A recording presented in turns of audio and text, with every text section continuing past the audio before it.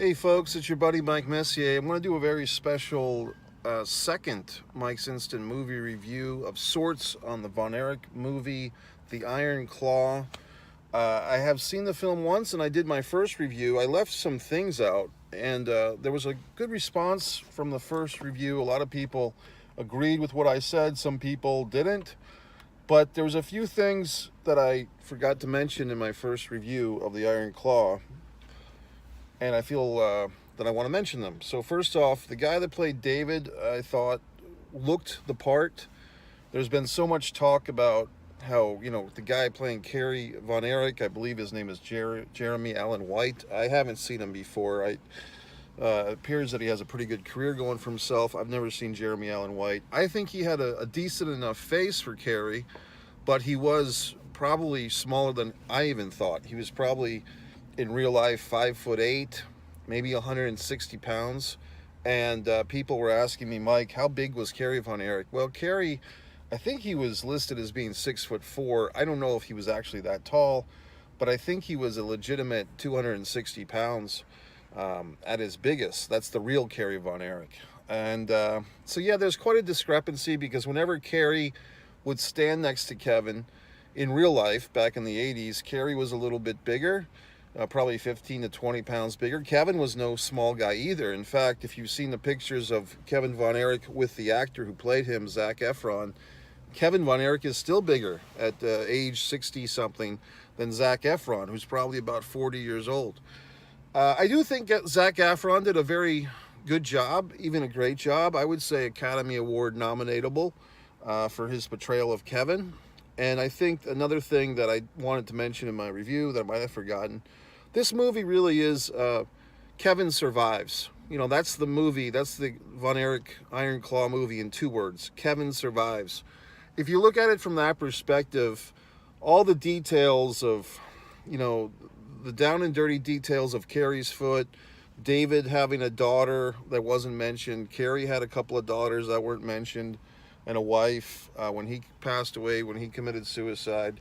The big exclusion of Chris Von Erich, that's got a lot of people up in arms. I'll get into that more in a moment.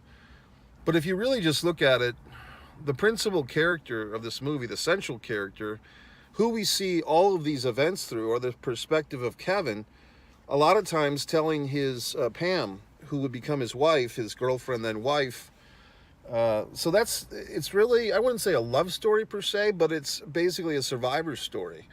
And if you look at it from that perspective, the tragedies that surround Kevin Von Erich, the character of Kevin Von Erich in this movie, the details that some of us are getting caught up on, and I'll get into some of these details, they're not as important as just the two-word fucking summary of this movie, Kevin Survives. If you just remember that Kevin survives, that's what this movie's all about. Another thing, folks, I wonder, there's been a lot of people, even, people that I really have a lot of respect for, people in the wrestling business are very upset that Chris was left out. They find it to be a personal insult, and I totally understand that perspective, and I feel a bit that way myself. However, I do wonder if those people that are critiquing and criticizing the exclusion of Chris have seen this film. And I'm wondering, for all the people that are talking about this movie, it seems like more wrestling fans, at least, are discussing this movie than actually seeing it. It seems like the movie is doing better with non-wrestling fans than wrestling fans. Wrestling fans are they hear, oh, no, Chris Von Erich, blah, blah, blah. Look at Kerry. Look at the guy playing Kerry. He's so small. And they tune out and they don't go see the movie, which I think is a mistake. Another thing that I think I talked about last time is that I do recall being on Actors Access. It's a website for actors to get work. A year and a half ago, wasn't really that long ago, and seeing that they were looking for actors to play some of these characters. Now, I don't know if they were looking for the Von Erichs at the time. I think they might have, I can't remember, it's been a year and a half, but I remember specifically they were looking for a Harley Race and a Ric Flair. And I was sending out I didn't feel like I fit any of the roles, okay? So I'm sending out this casting call to wrestler friends of mine that I thought might be able to pull off some of these roles. One of them that I do remember trying to send to my friends, or sending it to my friends, was Lance Von Erich. And The other thing is, you know, I was talking to a buddy of mine today who lived in Texas. He actually was able to see a live pro wrestling Von Erichs show probably in 81 or 82. And he's not a huge wrestling fan, but he remembers some of this stuff. And I'm trying to help him fill in holes of his memory. The thing here, folks, is that a lot of this, like he was asking, well, was Jimmy Garvin in this movie? And I said, no, you know, and like, you know, Gentleman Chris Adams, you know, my pal was asking, is Gentleman Chris Adams in this? No. The Freebirds feud is kind of in this movie, but really, if you're not paying attention, they don't really go into it. Like, how important was the Freebirds Von Erichs feud to the Von Erichs and to pro wrestling in general and world-class wrestling in general to help world class really raise to that huge level it was at in 84, 85, 86. They don't really get into that because, once again, this is not a wrestling movie. This is a survival movie with wrestling as the backdrop. So the nuances of the in-ring stuff that I would love to see this, you know, and I'd like to be involved in it, quite frankly, if this were to be made into a Netflix series or a Hulu series or HBO, whoever, yes, this could definitely be a series, a 6-part, 3-hour series, or a show, you know, seasons, 10 hours, 2 or 3 seasons. There's so much material.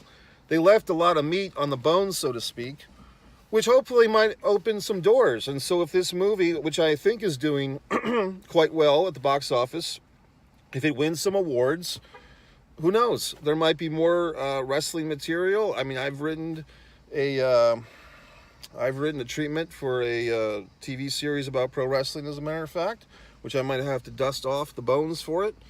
And I've written a couple of screenplays on pro wrestling stories that, you know, I'm always trying to advance those damn things. American Luchador and Wrestling with Sanity and all these wonderful things. So the point of the matter is this.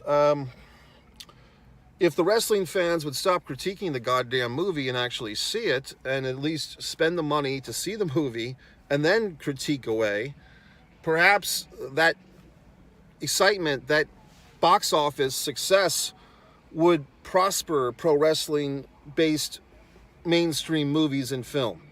Now, do pro wrestling fans think, you know, 2 + 2 = 4? Often they don't.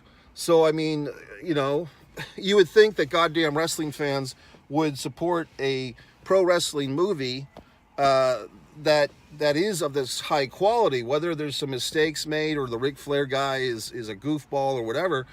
Still support the movie if you want to see more wrestling-based mainstream material. Now, maybe you don't. You know, maybe you're quite happy with the Vince McMahon documentaries on the fucking Peacock or whatever the fuck, and you want to live in that wrestling bubble. And so forth, and go right ahead. But as far as I'm concerned, I think that this Iron Claw movie is a success. It's an artistic success, and I'm, you know, paid my money to help contribute to make it a financial success. Why do people park next to me? I don't understand it. There's so many parking spots available, and people just see me and they're like, I want to park next to this guy. Why? Go somewhere else. But in any event, I think that the wrestling fans should support the Iron Claw.